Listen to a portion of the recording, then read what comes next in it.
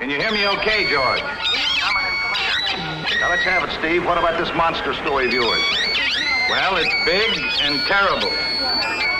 More frightening than I ever thought possible. You realize your story's front page all over the country. We want to know what's being done about this monster. Well, here's your headline.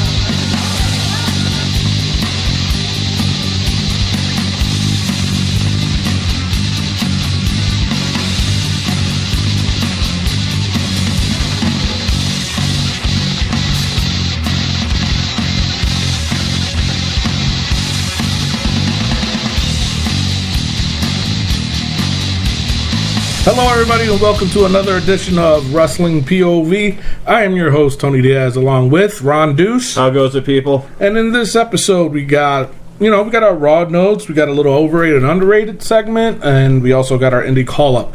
But first, news on Blackjack Mulligan. Really nothing yet. He's still hospitalized. There's a Facebook page out for him, a fan created, I'm sure, but it's getting a lot of likes, so show your love on this page. It's called Prayers for Blackjack Mulligan. It's on Facebook, so go ahead and check it out, and just send him some prayers. I'm sure he can use it, Yeah, definitely. So, there's really nothing on Bret Hart. No, nothing new. I didn't hear anything. I mean, last I seen anything of him, he was talking about how Brock Lesnar should have won the Royal Rumble, but other than that, nothing about his surgery or anything about with his prostate. Yeah. That's weird. I mean, Smith's art, he seems to be a little more, out there about his, but... That's just weird. I don't know. Well, boy, I'm sure he's getting that taken care of, so... We'll see. Any injuries that you found out about? Yes, I heard about Finn Balor. Oh, yeah, that's right. Yes. He did get hurt. Yes, he did. I believe it was confirmed as an ankle injury. Yep.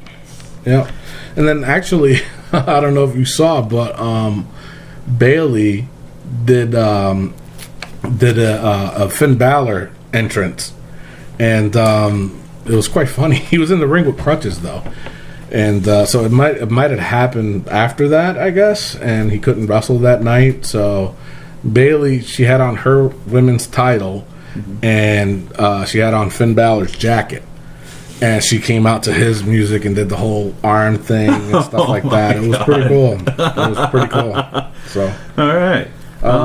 But I think that was it, right?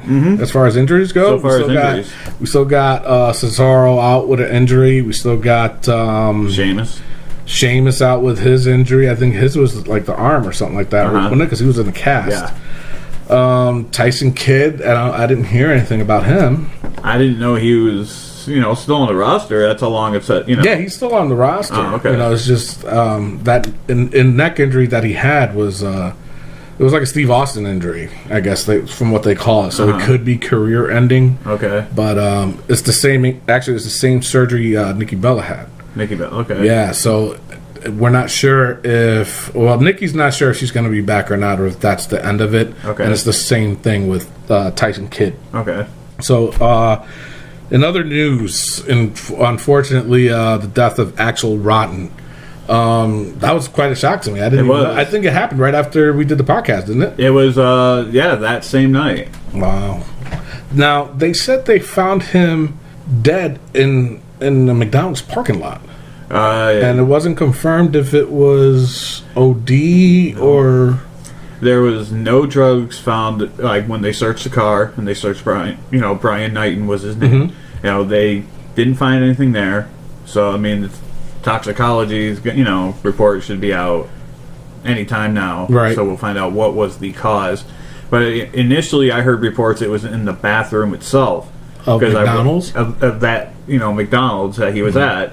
And I saw that they were looking, that the bathroom was clean, that nothing was found in there, nothing in the garbages, nothing was put in the toilets, or anything like that. That's weird. I mean, he seemed like he was back on the right track. He was getting his stuff together. Well, because the thing of it is, his mom she made a comment, I don't know from where, I don't know if it's like from Twitter or Facebook or whatever, but I guess she made a comment saying that he was fighting a lot of demons. So, what do you think she meant by that? Well, it's well known he's had his drug issues. I mean, I'm out of respect. Was it alcohol or was it? It was definitely not alcohol. Okay. I mean, from our own experience, what you got to take, what you can take, just so you can perform, right? Or at least be able to make it through after you perform. You got to do what you can do to make yourself feel better, and sometimes that gets. And I for one can identify with that personally. I've had my own struggles with that, and it eats at people more than others. And now he was off of it for a while, though. Yes. Wasn't he? So that's why I don't understand why would his mom write that. I have no clue. No clue. That was just something to. I mean, but then again, if they didn't find anything, all we got is the report, right, from the doctors. So that's all that's left to wait on. And once we find out, we'll definitely plug it on our Facebook page, and we'll keep everybody posted on that. Now, the main topic of the night is Daniel Bryan retirement. Wow. I thought for sure, while watching it on Raw, I thought at one point that it was going to be like a rib job, That's what I thought when I first heard. I heard rumors that he may show up on Raw, and then it got, a little closer, and then it's about retirement. I'm like, oh, what about setting up a match with, somebody at WrestleMania? That's what I thought, could be turned into a sham to get a match, or at least a send-off match, but... Right.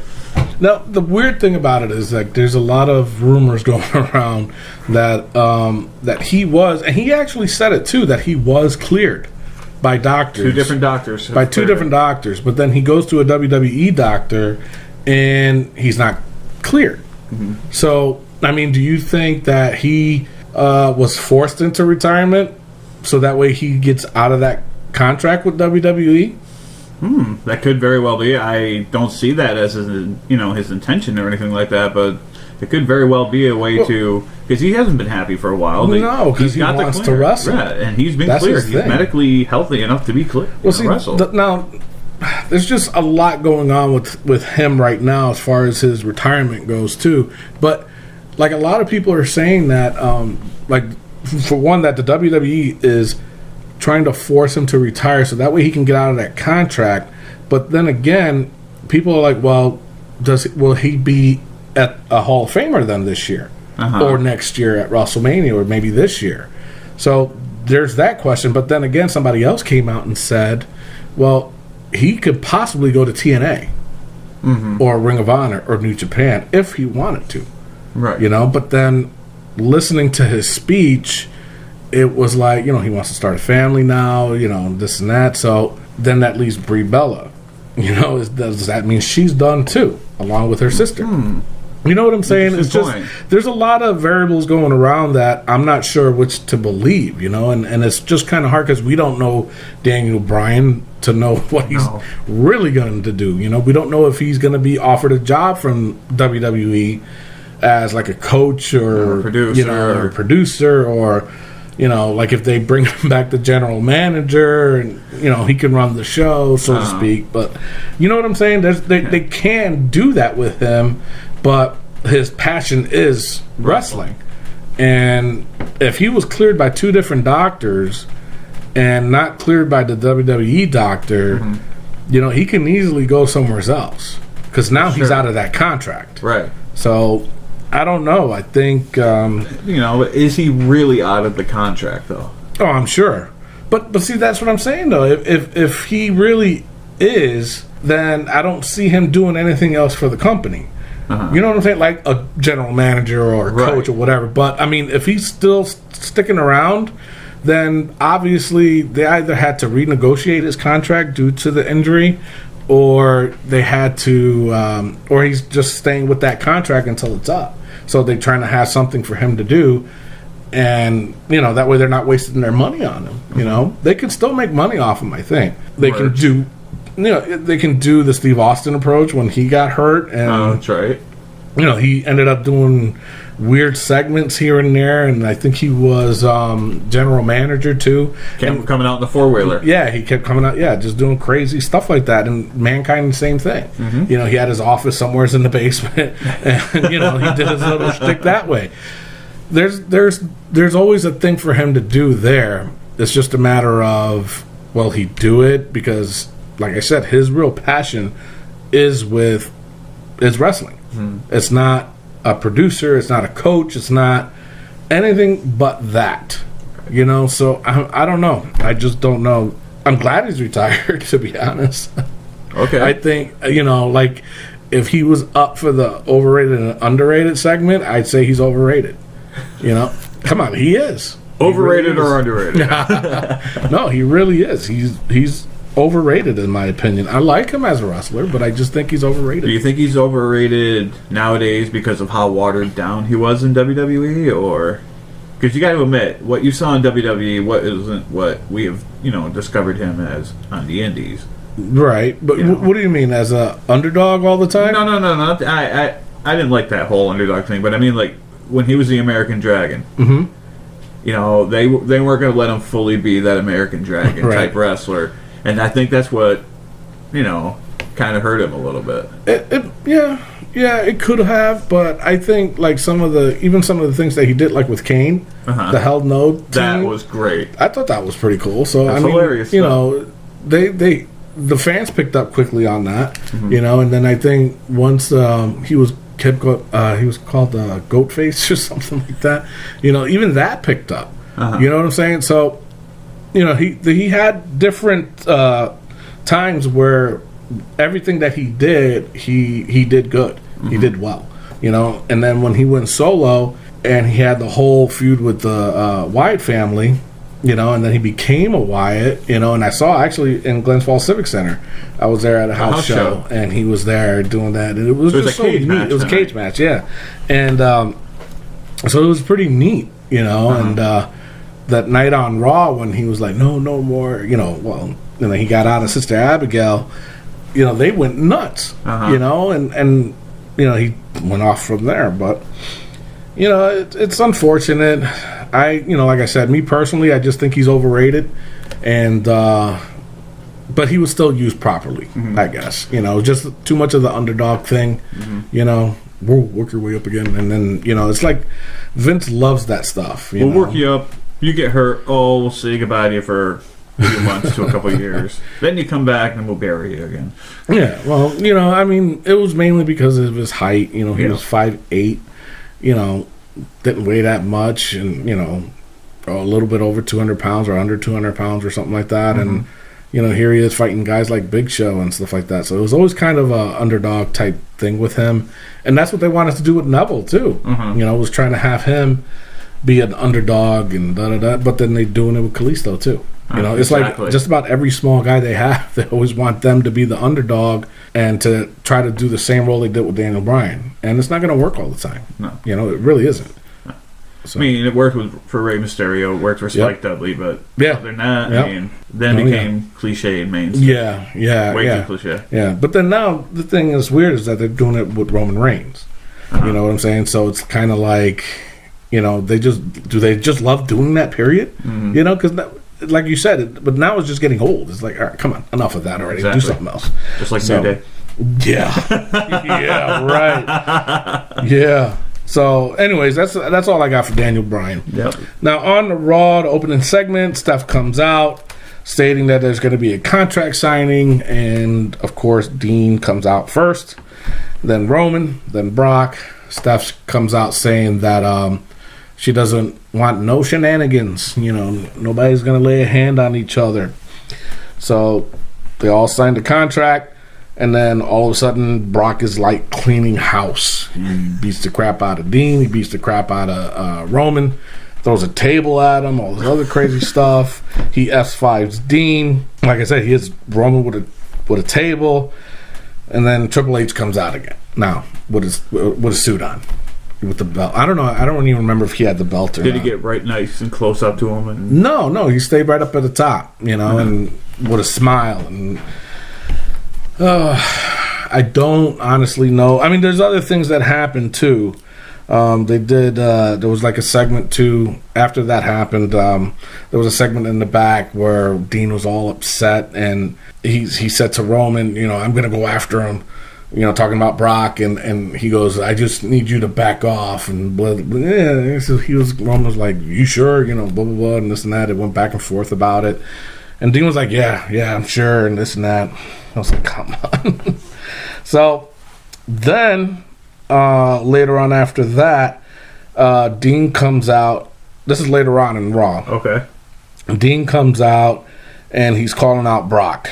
So then Brock comes out, beats up Ambrose again, gives him another F5, and Dean is laid out, and he gets back up, and he's, they playing Brock's music now, because it was like, Brock was like, all right, boom, I nailed you to F5, you're down. You ain't going to get back up. But then he started getting up, and they playing Brock's music, and then all of a sudden Brock stops, and then Dean is in the ring calling Brock to come back. So Brock comes back.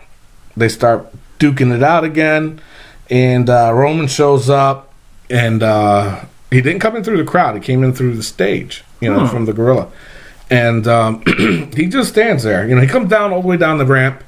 So he's at the bottom of the ramp, and Brock, before he was going to lay Dean out, lets him go. He goes over to the ropes, and then Dean gives him a low blow. He gives Brock Lesnar a low blow. Roman doesn't do anything. He just stands there, has a little smirk on his face. Then he goes away. And then Brock's laid out in the middle of the ring holding his groin. And then Dean powders out. He goes over to Roman. He goes, you can hear him, he's like, I told you, whatever he said. And then they both left. So that was their TV time on Raw. What do you think about that? Oh, sir, I don't like it. I don't like that at all. I mean, why? Well, okay. Where you tell me? What was the point? Like the major point? Like the whole got it thing. We got what with like you just said about Roman and Ambrose. That Ambrose told Roman, I got this. I got this. Yeah. Okay. That he didn't need his help. And last show we have the discussion of like Stephanie when she was planting the seeds. Yeah. Is this finally moving on with it? Has it become obvious that it's going to be Dean and Brock at WrestleMania? Yeah. Yeah. That's what I got out of it. Was that it's going to be Dean Ambrose and Brock Lesnar at WrestleMania. Now the only thing is that would that be for the Intercontinental Championship? That is. Well, that should. You know what I'm saying? Should be, because it makes sense. Yeah, but at the same time, you look at somebody like Brock, and is he really going to go for that title after he's been world champion? Yeah, numerous world times. Champion. That's his thing, and then now all of a sudden he's going to go after the Intercontinental because, not downgrading the title, but isn't the Intercontinental title, the next step up, second to the world title? Why would he go down instead of staying up? Maybe bring more, more legitimacy to the Intercontinental title in a sense.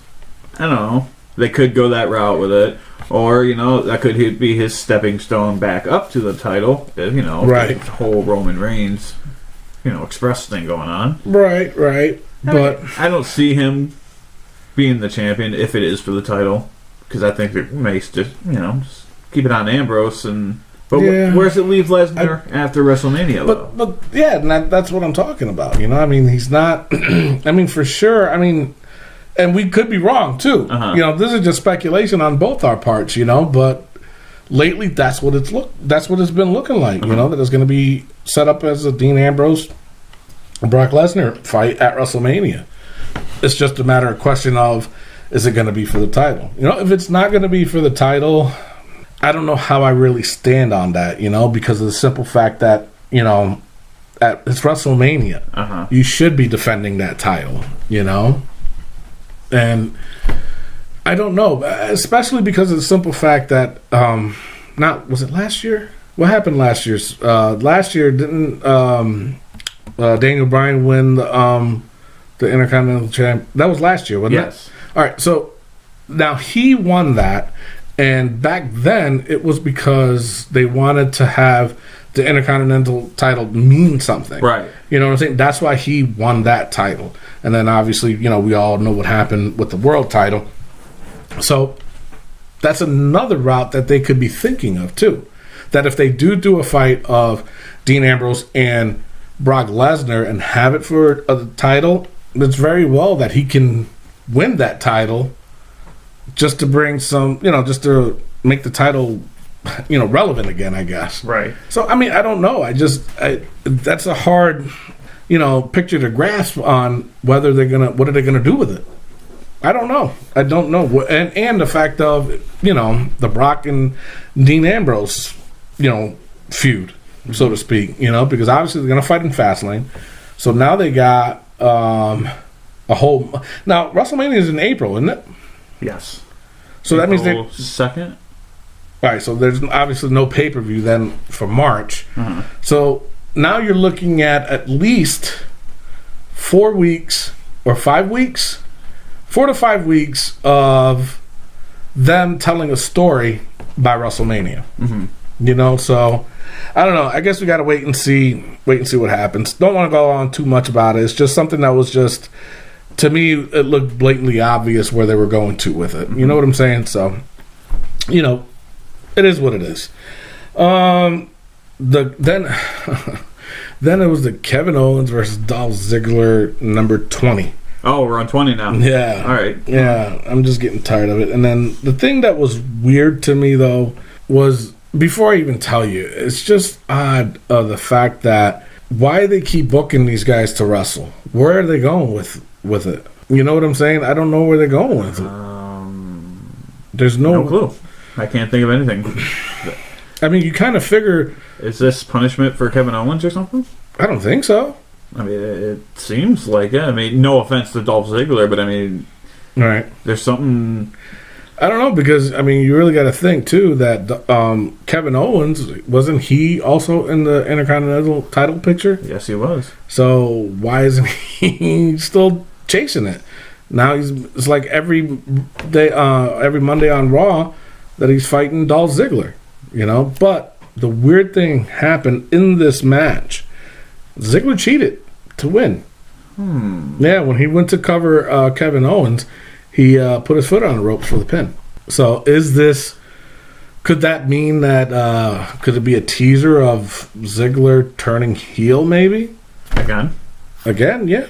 Yeah, they got to do something with him. Yeah. There's hardly any heels now. The only straight up heel they have right now is Triple H, but how many times you see him? And they have Bray Wyatt. Mm-hmm. Oh, weren't they supposed to be building up Kevin Owens to be this big heel? Supposed to be. So do you really see Kevin Owens as a face right now, and making Ziggler go back to being a heel? For what reason? I don't think that they'll put Kevin Owens as a baby face. Uh-huh. Because to me, he's too good of a heel for that. Right. You know what I'm saying? And he does little quirky things that makes him a great heel. He'll interact with the fans. Like there was one where he was giving a little boy a high five, and he psyched him out. And everybody was like, "Oh, you're dirty, man. You're dirty." Like old school Ric Flair stuff right there. Stuff, yeah. And he just... there's too many faces right now. Mm-hmm. They got to start building these heels up, and I'm sorry to say, League of Nations, they do nothing for me right now. They gotta, I don't know. There's a lot they have to do with that in itself to try to at least make it either legit or forget about it, start from scratch, and do something else with them. You know what I'm saying? Mm-hmm. Other than that, don't even bother. Don't just... They're trying to form this faction, and then now they got, the Social Outcasts. That's a faction. They got the Wyatt family. That's a faction. Mm-hmm. I don't know how many factions they're trying to make. It sounds like a recreation of the Attitude Era here. Yeah, kind of. And what was funny, though, is the fact that when Dean was calling Ambrose out, he kept mentioning about grow some balls or something like that. Uh-huh. So then my wife had texted me. She was like, do you think they're trying to go back to the Attitude Era? Because he made that statement. And because he said it more than once. Uh-huh. And they didn't bleep him out. They have a 5-second delay or 7-second delay or whatever. So they could have easily bleeped that out, but they didn't. So I don't know. I don't think they are. It doesn't look like it. I would not mind if it did come back. I don't think a lot of people wouldn't mind, because then it gives them... there would be more creative control to do more with a lot of their characters. You know what I'm saying? So I don't know. Changes need to happen, and PG is not working. No, it's not. It's not. They need to get away from that, and they do need to go back to, the Attitude Era, and then just go from there. Do you think the Attitude Era would work nowadays, given the fact that there's not as much of a broad spectrum like there was during the Monday Night Wars? I think so. Era? Well, see, that's the thing, and I think because of the fact that they had competition with another wrestling organization, they did whatever they could, so that way their ratings would be, over the top than the WCW at the time. So, being that, you really going to consider TNA competition? I think Ring of Honor gives them a little bit more competition. Exactly. Than TNA does, yeah. Exactly. So if New Japan were to come into the States, or not come to the States, but would broadcast in the States and be on one of the major networks, they would probably give WWE a run for their money. They already signed Jim Ross to do the American commentary. Don't they have their own streaming service, New Japan? Yes, they do. They do. But I'm just saying, if they were to go to a major network, yeah, they'd be huge competition for WWE. Even though WWE, they're taking their talents away, but they at least there would be competition for them.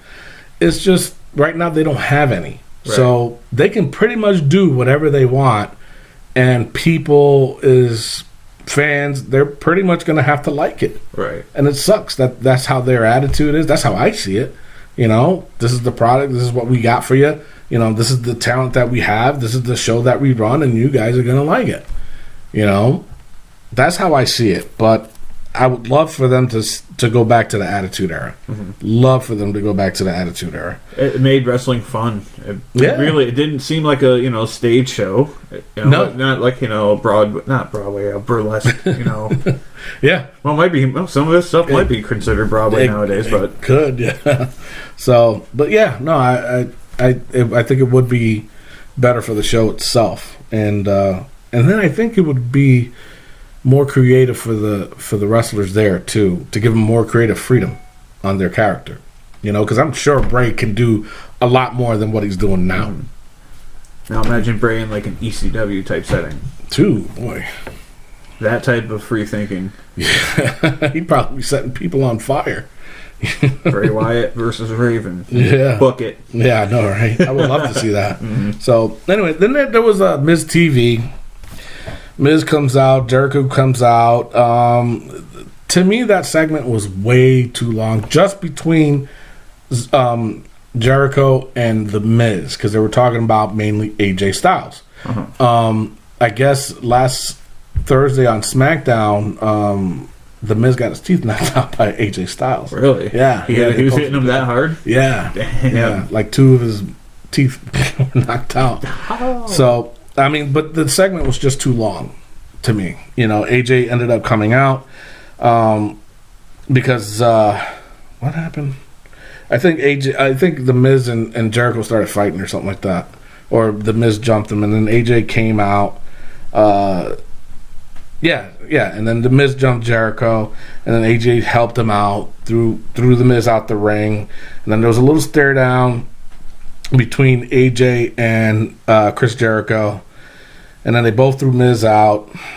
Now, I think, obviously, because this Thursday is going to be Jericho versus AJ Styles. Uh-huh. So I think something's going to happen there where the Miz is going to come in, interfere, and there's going to be a triple threat match at Fastlane. That's how I see it. I see that happening. Just to at least bring AJ to this pay-per-view. Mm-hmm. Because right now, there's only, a handful of matches, if that, for Fastlane. Yeah, 2 or 3. They got to bring in AJ Styles somehow. Right. They're going to start. I think the Rumble was a good start. Now let's see what we can do. It was. I think my thing is I don't want to see AJ versus Jericho at WrestleMania. Mm-hmm. Something I don't want to see. Yeah. I'd rather see him and Kevin Owens. Yes. That would be awesome. How about Sami Zayn? Or Sami Zayn, yeah. But the thing is, he's in the title run. Or he's going to be in the title run, I think. For, I think that's it. No, is it a triple threat? Oh, they haven't fought yet. So it's Sami Zayn and Samoa Joe for the number one contendership for Finn Balor's belt. Mm-hmm. So who knows what's going to happen with that, too. Well, there's another one. Samoa Joe and AJ. Yeah, that's right. And actually, they're ready.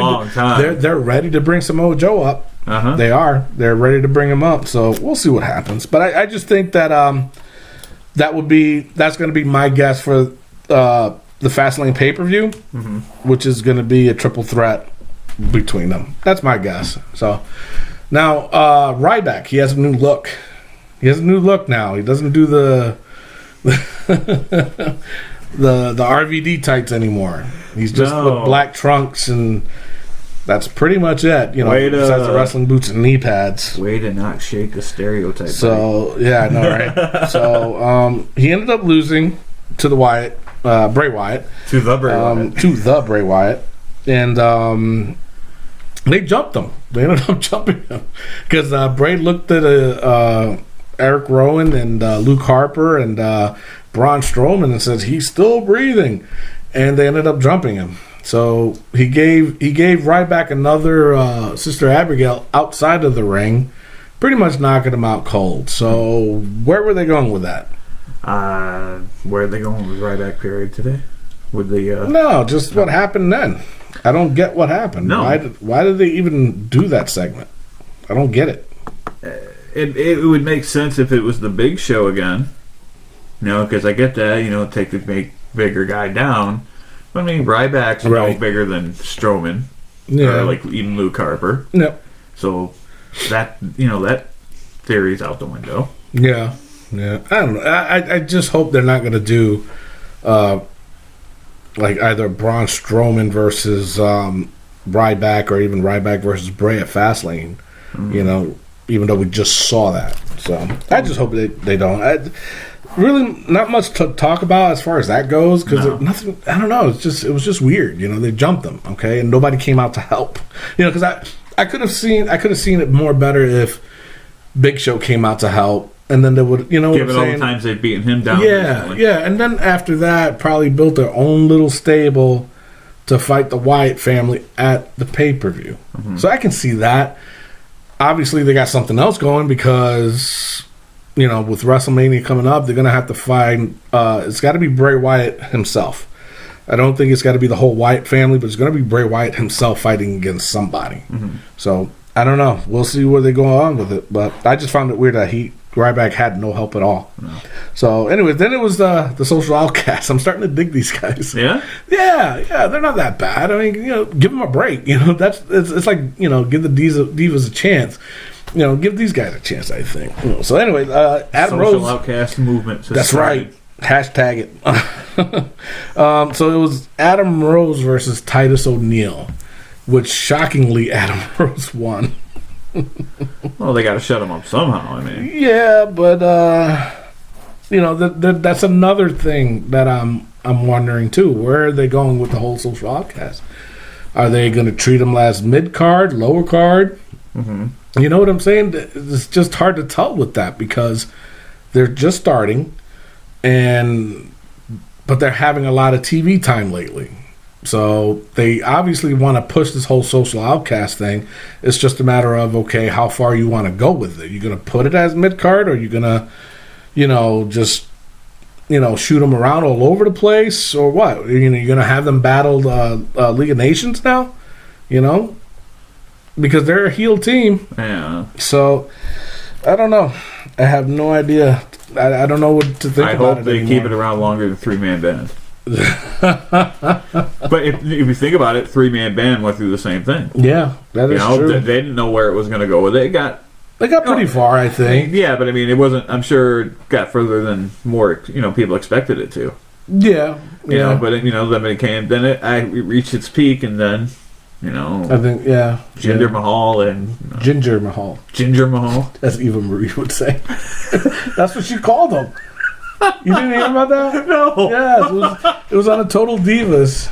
This was when Eva Marie just got there, and of course, they're trying to push her even back then when she first started, and all because of her looks and stuff. So they tried to have her ring announce. So one of the tidbits they were telling her was, listen, when you announce, you got to learn to do it without the cards. They don't want you to have a reading card, so get to know these guys and who and da-da-da. So when a three-man band was out, she called him with Ginger Mahal. And boy, was he pissed. And they showed it. And they were really ticked off at her. So, anyways, off the subject a little bit. A little bit. I just thought it was funny. A bit here. I just thought it was funny, though. Ginger Mahal. Hey. So, Sin Cara's back.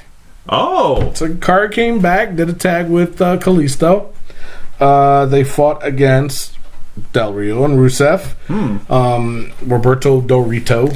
So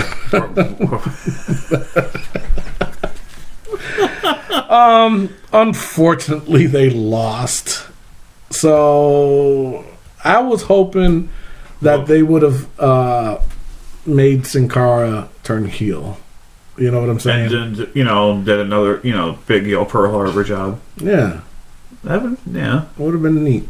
That would have. I think that'd be a better match at Fastlane with Kalisto. But you know what? Maybe that is. It could be a setup for Fastlane. Mm-hmm. He's going to come out to support his boy, Sin Cara, and he can cost Kalisto the match. Set up a match for WrestleMania between Sin Cara and Kalisto. Which I would not complain as an opener. That is true, but then you're looking at it again as they took the belt away from him, because obviously that's what would happen, right? So then now we're looking at Del Rio as the United States champion again, leading into WrestleMania. So it would be a good feud between Sin Cara and Kalisto. That'd be a really damn good match. Mm-hmm. But like I said, I'm only guessing anyways. It's only a prediction of mine because I really do. I thought that he was going to turn heel, but. Who knows? Maybe they'll do it at Fastlane and then, have them two feud it out. And that would be a good match. It would be a really good match. So, now, it was a Divas match. It was Becky versus Tamina. Sasha Banks was ringside doing commentary. Okay. And they also announced that it's going to be at Fastlane. It's going to be a tag team. It's going to be Sasha Banks and Becky versus... Tamina and Naomi. Okay. Yeah. So, hey, I'd take it. I would like to see it. Okay. The only problem that I have is that it's still a little confusing to know if Sasha is a heel or a face. Obviously, she's teaming up with Becky, so it's gonna make her a face. But the way she was talking, it was heel.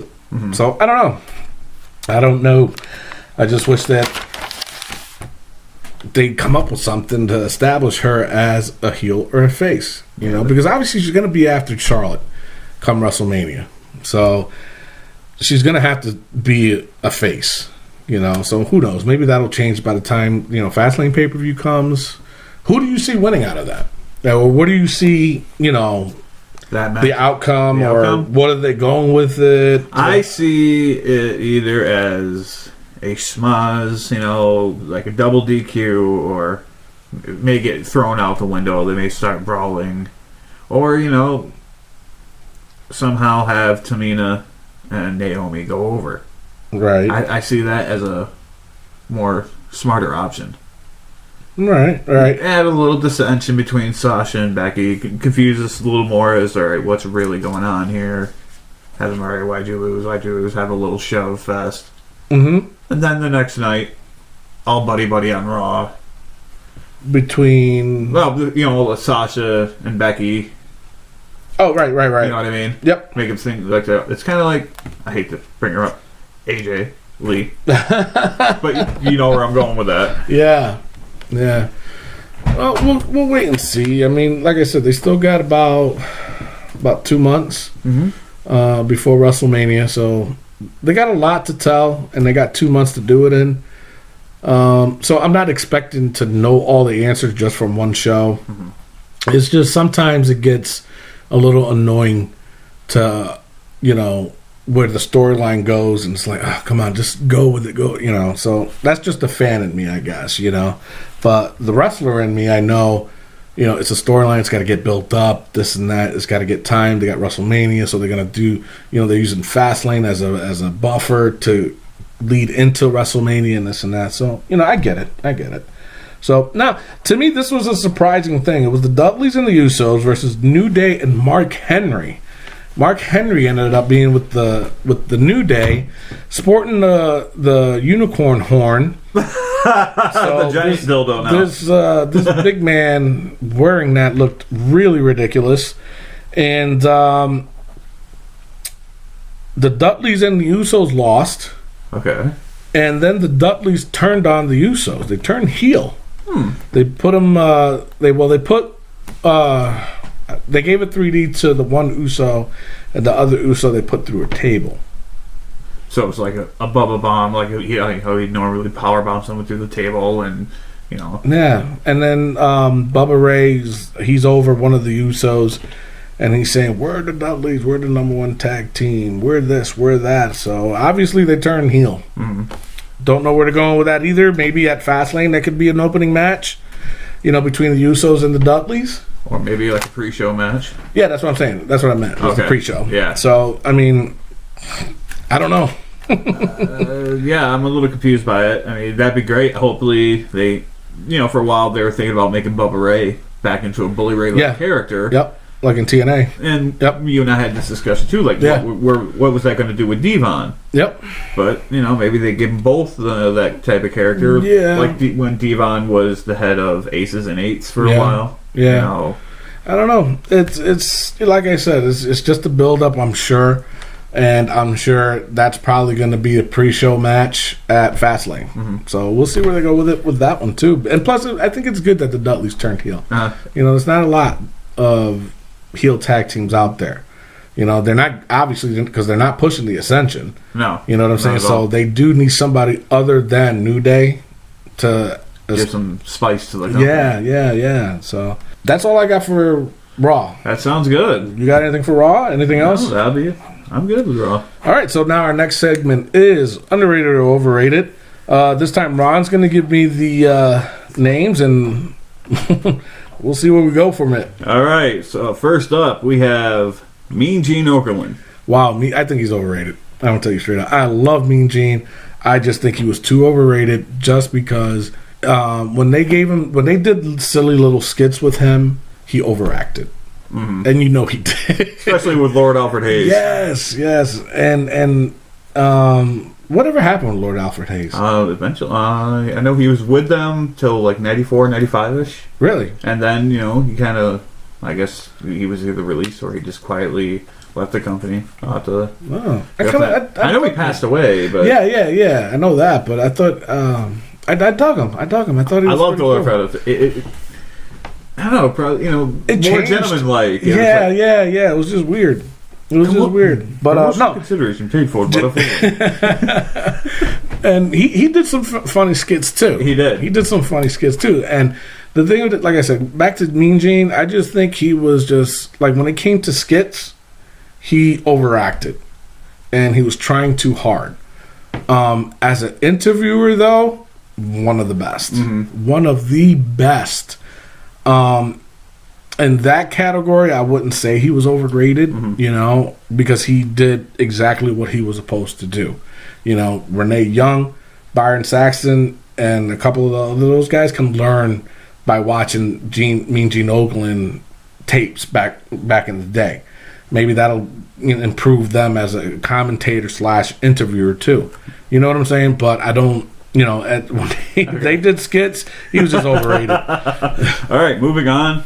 We'll bring up Mr. Curtis Axel. Curtis Axel, I think he's underrated. Mm-hmm. And the reason why is that they're just not... He's got potential. You know what I'm saying? He's got a lot of potential to... I can see him making a run with the U.S. title. I can see him making a run with the Intercontinental title, too. Mm-hmm. The heavyweight, no, I don't see him there yet. He needs to find himself as a character, and he hasn't yet. Come on, he was acting like he was Hulk Hogan for a while. Yeah. Well, so did Daniel Sandow. Well, Sandow was doing Macho Man, and who knows where they were going. Yeah, so who knows where they were going with that, but, that's not a way to establish yourself as a character. by doing that and making yourself look silly. Obviously he's doing it because he wants to be employed, but I think they can do a lot better with him than before. All right. The world's most dangerous man, Ken Shamrock. I think he was overrated. I really do, and all because of his MMA. When he fought in the octagon and stuff, he was way overrated. In my opinion, he was not a good wrestler. I just did not like him, and they kept pushing him and pushing him and pushing him, and I wasn't impressed by him. I really wasn't. So, as a wrestler, never, no. they just kept pushing him, and no. I love that. There's no overrated. There's no underrated. It was just no. No, I just don't like him. All right. His Lordship, Steven Regal. I think he's underrated. And the reason why is he is so talented. He knows how to tell a story in the ring. The psychology with Steven Regal, it's, oh my God, it's like Dusty Rhodes. They know how to tell a story in the ring. He is probably one of the best heels out there, but he was also a really good babyface too. Yes, he was. You know what I'm saying? So he can play the role both ways, but I think he was underrated because they didn't use him probably the way they should have. He was definitely world champion material in my opinion. Yeah. He should have had to run. Yeah. I mean, he did. He was there. All right. One last one here. I'm going to throw you under the bus a little bit. You're going to get in trouble with a little someone here. Mr. Bo Dallas. But I am going to get in trouble. He is underrated. Okay, underrated. Notice how he pauses there. Well, the reason why he's underrated is because, you saw him in NXT. Look how he was in that. He was NXT champion. Whatever, but he was NXT champion, and they put him there for a reason. Why? And then basically doing the same thing now that he was in NXT. Basically. Yeah, but he hasn't had a title shot. He hasn't had no U.S. title or Intercontinental or heavyweight. No, he hasn't even been close to it. They put him with the Social Outcasts. We'll see where he goes. How far they can go as a team. At the Social Outcasts, but they're not using him right now. If they used it, and that's what I'm trying to say is you can tell the difference between NXT that Triple H runs and the main roster that Vince runs. Right. Because look at those characters. Same thing with Ascension. Ascension were badass in NXT. They get to Raw, they're crap. They're not even mid-card. You know what I'm saying? They really buried them, and they could have done something really good with them, and they did, and they squashed it like that by having JBL come out from the commentary and then give him one of, his clothesline, and they buried him like that. You know what I'm saying? So as far as Bo Dallas goes, they're doing the same thing with him.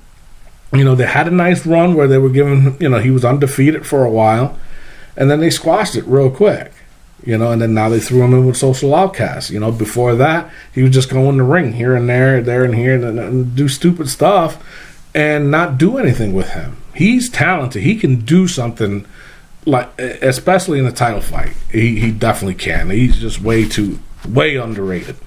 All right, very much so. Well, that about wraps that segment up there. Oh, nice. Good ones. If you want a bonus one, I got no problem with that. We'll save that for next week. Right now, we got to go to a commercial break, but after that, we will do our next segment of the call-ups. We'll be right back. Calvary Contracting is a locally owned family business. Our outstanding track record continues because we understand that quality and excellence can be achieved with proper communication and planning. Our commitment to excellence is built on teamwork and the belief that partnering your vision with our experience will lead to sterling results. We specialize in kitchen and bathroom remodels from design to completion, hardwood floors installation and refinishing, or custom tile work. Whether it be home remodeling, restoration, or building out your new office space, how can we serve you? Call us today at 669-6583 or find us at calvaryserves.com. That's 669-6583 or calvaryserves.com, where we work on a higher standard.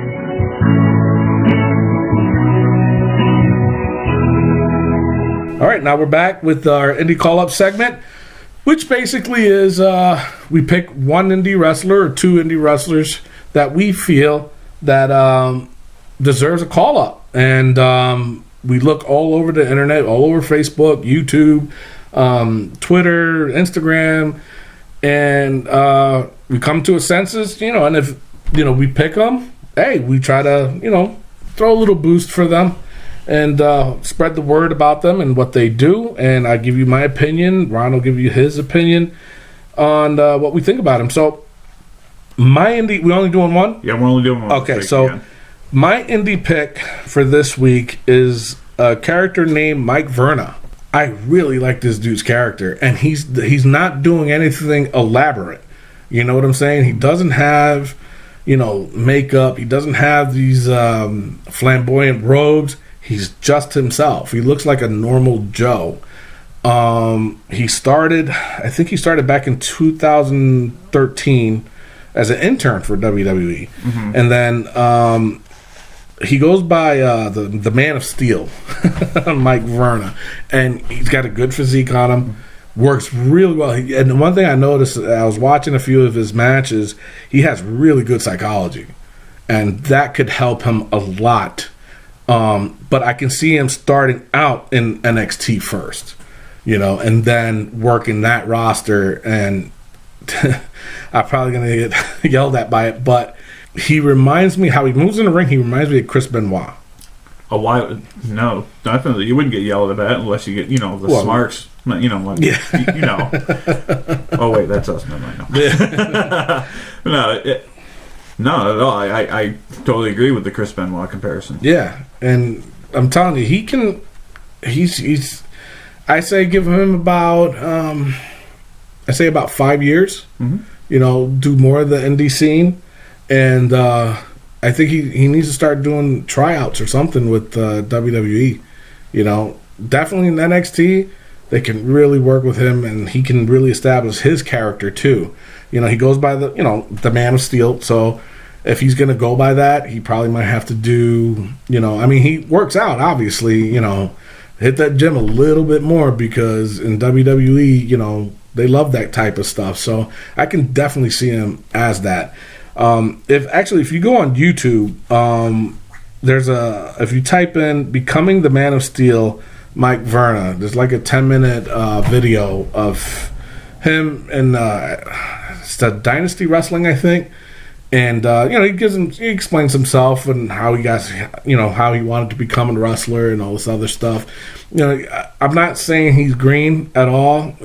I've seen like 4 or 5 of his matches, and that's not green to me. And he's worth it. I definitely pay to see him. Yeah, I definitely pay to see him too. I mean, I saw other things him, like you brought up the Chris Benoit comparison. Mm-hmm. I saw shades of Simon Diamond in there. Yep. The model Rick Martel. Yeah.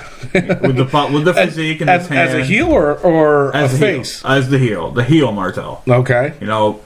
Not really the blue, but not really the purple. Kind of like when Martel's wearing the pink. Yeah. Like towards the end of his Raw. Oh, run, yeah. Like 92, 94-ish. Yeah. So like arrogant. Yeah, exactly. A little arrogant. Well, okay, he was always arrogant. Yeah, no. I'm talking about Mike. Yeah, he can do that. I can see him pulling that off. Yeah. But and that's the thing that I was digging about him, is that he can play both. He can play both face and heel. Right. So if he does a heel, I could see it like that. Mm-hmm. You know what I'm saying? As a face, I can see him just as a normal person, that normal Joe. Right. And then that's what makes him unique, is his ring presence. You know what I'm saying? And I like his psychology in the ring. I definitely, if you guys want to check him out, he is on Twitter and Instagram at Man of Steel MV. So check him out. Go on YouTube. It's called Becoming the Man of Steel, Mike Verna. And he's my pick of the indie call-up of the week. I have to say, not a bad pick at all, sir. No, I'd like I said, I would definitely pay to see this guy. So, we also have a Facebook and Twitter. We do? Yes. Oh, yes, I believe. Facebook. That's Wrestling POV Podcast on Facebook, and we're on Twitter at Wrestling POV. So if you have any questions put him out there. Throw him there. We'll put him on the show. We promise. I promise.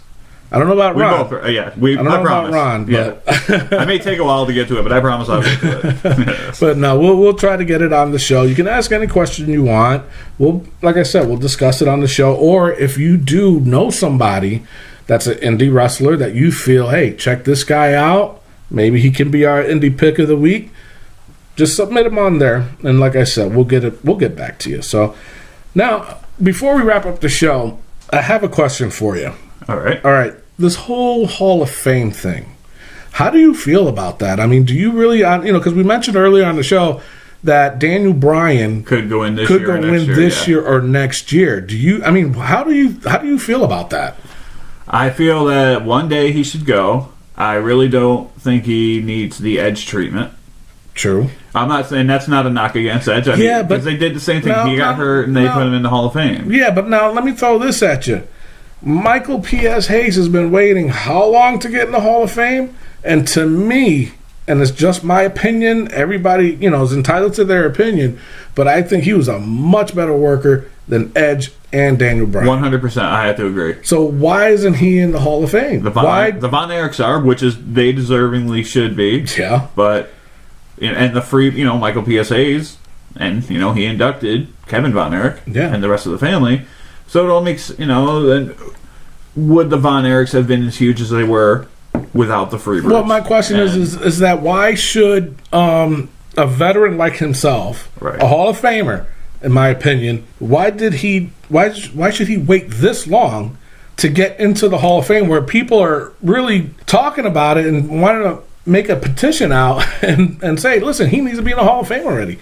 And then yet you got somebody like Daniel Bryan, and I'm not taking anything away from him or Edge. But, they get an unfortunate injury, they have to retire early, and then they get put in the Hall of Fame that same year. Yeah. That's where I'm coming from.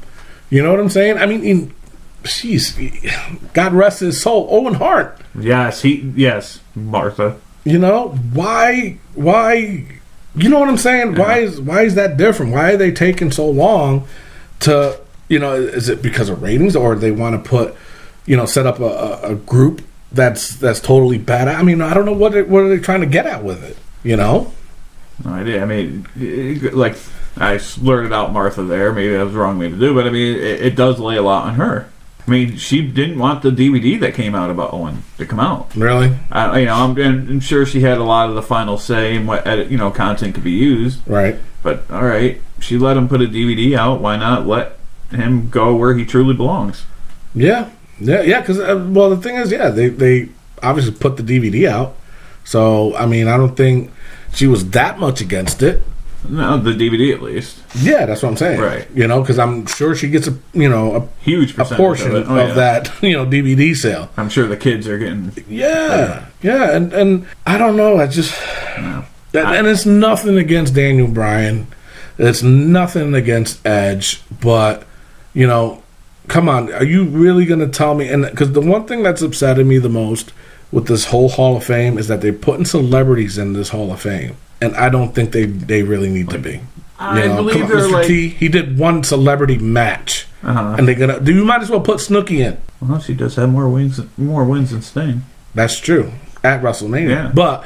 But you know what I'm getting at? Right, though? I mean, exactly. come on, no, Pete Rose. Yeah, they put Pete Rose in. I mean, seriously. I mean, why would they do that? What is the purpose of that? When the Hall of Fame, to me, in my eyes, is specifically for people who wrestled. Legends of wrestling. You don't see, and I'm comparing apples to oranges, but at the Baseball Hall of Fame, you don't see an announcer going in the Baseball Hall of Fame. They have a separate Hall of Fame for that. Right. You know what I'm saying? So, I don't understand why, you got people like Michael P.S. Hayes, Owen Hart, and I know the list goes on, and they're not in the Hall of Fame, but then you got somebody that, that's just freshly retired. And like I said, I know it doesn't sound right coming out like that, but, you also have celebrities, too, that are in the Hall of Fame before these people. Mm-hmm.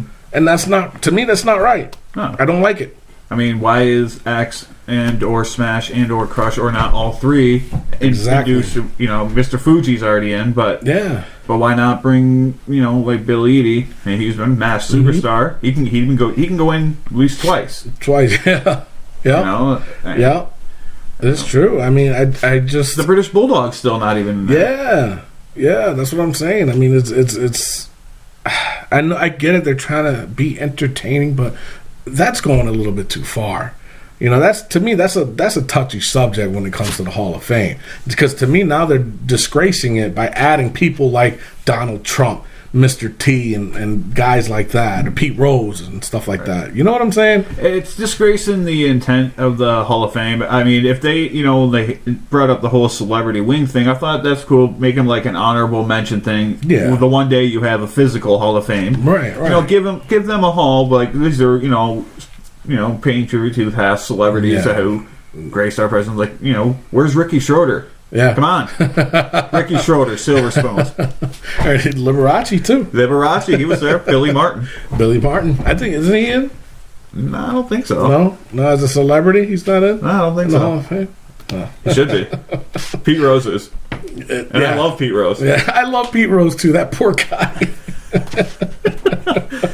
But anyway, that's just how I feel about it. So I think that I'm all done for today, sir. I'm good too. Alrighty, so this is Wrestling POV. Make sure you check us out on Facebook, Wrestling POV Podcast at Facebook.com, and also on Twitter at Wrestling POV. I am your host, Tony Diaz, along with the Weasel Rondos. Love, Peace, and Hair Grease. We will see you next week.